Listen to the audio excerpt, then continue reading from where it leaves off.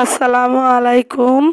কাছে কিংবা দূরে যে যেখান থেকে ভিডিওটা দেখছেন, আশা করি আল্লাহর রহমতে ভালো আছেন।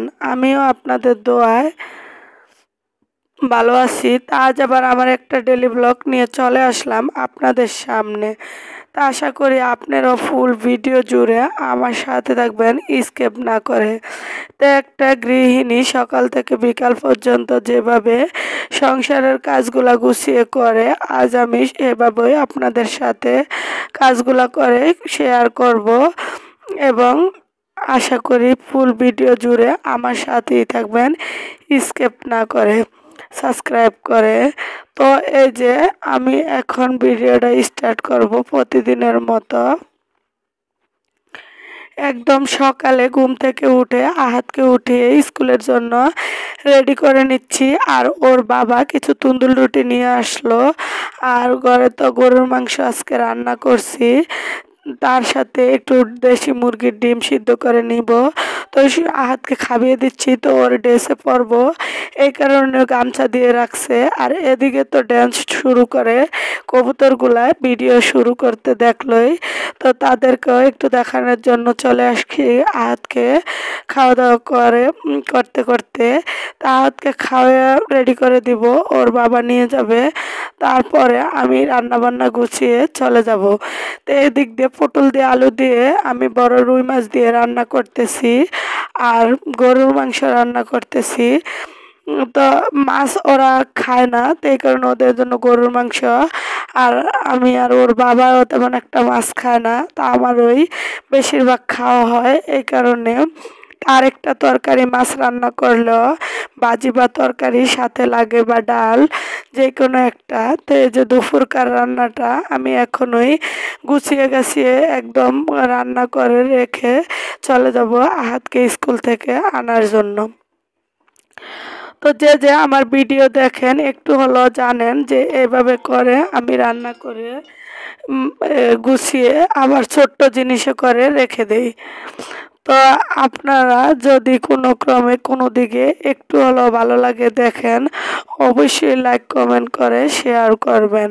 তো আমি একটু বেড়ে নিলাম রুটি খাওয়ার জন্য, ওদেরকে তো দিছি, ওরা খাওয়া দাওয়া করে চলে গেছে। তো এখন আমি সবগুলা একে একে বেড়ে নিচ্ছি। তা আমি এরকম করে রান্না করে যে পাতিলে, ওই পাতিল থেকে বেড়ে ঘরে নিয়ে যাই। আর এখানে একটু দুধ ছিল, গরম করে নিব। আর এখানে দেশি মুরগির ডিম আছে, একটু সিদ্ধ করে নিব সকালকার নাস্তার জন্য।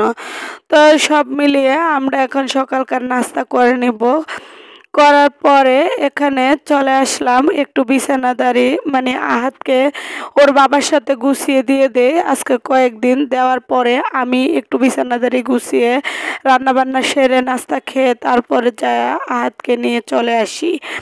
তো আহাত যে যে আমার ভিডিও দেখেন একটু হলেও ভালো লাগে, ও সাথে আছেন বন্ধু হয়ে, অবশ্যই জানেন যে টুকিটাকি কে কী হয় এবং কিভাবে ভিডিওগুলা করি ও কেমন লাগে।